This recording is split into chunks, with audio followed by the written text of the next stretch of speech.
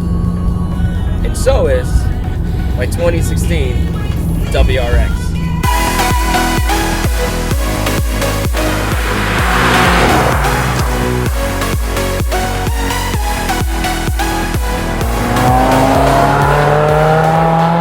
I'm gonna tell you what it's like to live with the WRX. Probably the most important thing for me is that I still enjoy it.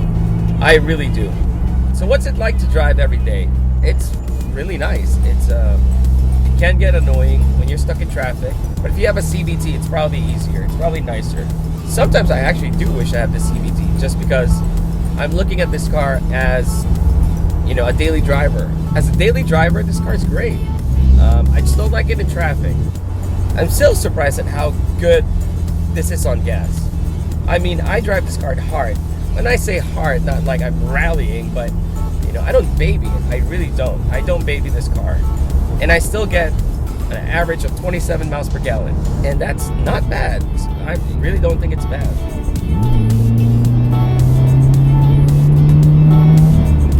I like the interior. Probably my favorite feature of the car is the steering wheel. It's really nice. It feels good in the hands, and this is the thing that you interact with the most, and this is the thing that I enjoy the most. It's got red stitching. I think that's a big plus for me. The interior is actually not bad. When I was reading the reviews in the forums, and they keep saying the interior is not that good, if I were getting into a luxury car, a BMW, a Mercedes, then yes, I would agree. But if you're getting into a Subaru, come on. I mean, this is a nice place to be in. Do I like the trim? I do. I actually do. I have no problems with these carbon fiber or fake carbon fiber bits that they put in there. I actually don't even notice them. A lot of people are making a big deal out of it, but I really don't notice them. I will admit that this is not the best looking car. I don't think so. You know, in some angles it looks very aggressive, and in other angles it's very normal, almost Corolla normal, which isn't really a good thing. But I do like how it's not too loud, it's not too crazy. I got a couple nicks here and there. You know, it's funny because Subaru is actually known to have really thin paint, let's just put it that way. But the beauty of this car, to me at least, is the fact that I don't have to baby it to enjoy it. The windshield though, that's another issue. Just this month, I had 2 rocks hit the windshield and crack it in 2 different places. So I had to replace the windshield with an aftermarket one, but luckily, they're not that expensive. The only modification that I have in this car is a nameless axle back exhaust. Just because I wanted deeper sound to it. Nothing obnoxious. I got the 5-inch muffler and it's awesome.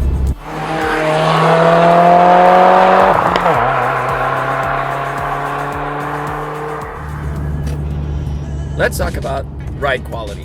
When I bought this car, the main intention was daily driver. So when I test drove this car, it felt really firm. I liked it. I liked the feel of it. It makes you feel confident on the road. So I said, I can live with this. This is fine. And it's true. I will say though, that if you live in an area with, not so nice roads, you might notice that it is a little stiff. So yeah, if you're driving on roads that are less than perfect, it might be a little too harsh for you. The other thing I want to talk about is road noise. You can tell that there's very little sound deadening anywhere. When I test drove this, I never really noticed it. I was caught up in the whole excitement of owning a new car, and it's hard to really listen to anything other than your own brain exploding. After driving it for a while, then you start to notice, like, yeah, whenever I have a passenger, it's either I'm just crazy or they're just deaf. This infotainment system, it really is just not good. I'll be completely honest. I don't like the sound. Granted, I didn't get the premium audio system, which I heard people say is actually really good. The touchscreen feature of the WRX. It's okay. It does its job. Luckily, the buttons are big enough. So they're talking about safety. Get rid of those touch screens. And there's nothing to complain about aside from the quality, I guess. But it works. I've got voice command. I got voice command. Please say a command. Dial number.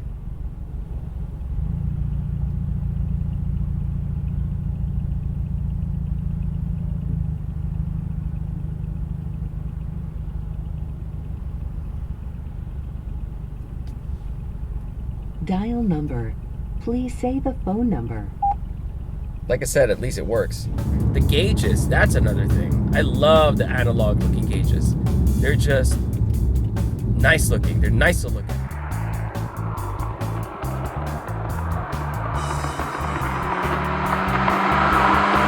I'm gonna try to rate each aspect of this car on a scale of 1 to 10. 10 being the highest. Interior, I would rate it a 7. Seats, I would actually rate the seats an 8.5 or a 9. They're comfortable. It doesn't matter if you're getting the cloth seats or the leather ones. And I can actually take this car on long drives and I'll be fine. Driving dynamics, solid 8. This is my first all-wheel drive car. So it's very different from a front-wheel drive and a rear-wheel drive for obvious reasons.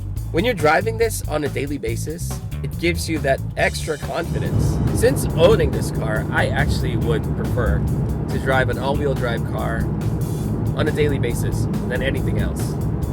Visibility, I would say a 9.5. So I have yet to find a real blind spot in this car. Road noise, that's another issue. I would actually rate it maybe a 5. The manual transmission, I would rate it a 7. I think it's always preference, but the shifter is not silky smooth. You really have to kind of manhandle it at first. Then when you get used to it, you're fine. You don't even notice it.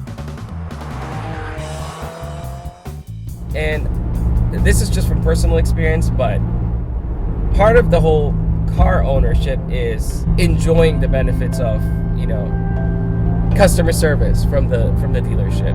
Subaru has not disappointed me. It's hard not to be a fan when you're walking towards your car and you still get excited to drive it. I think that's a good sign that your car is a good car. At least something that you enjoy.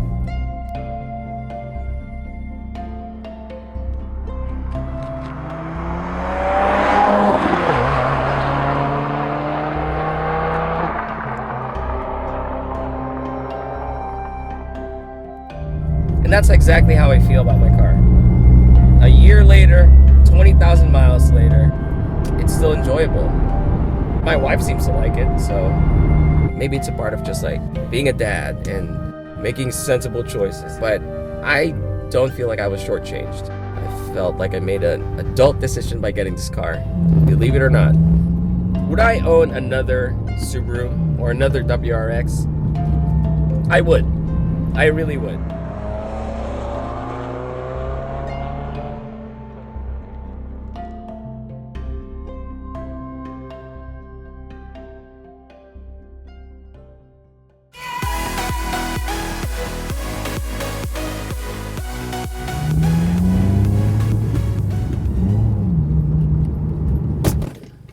Broke my camera.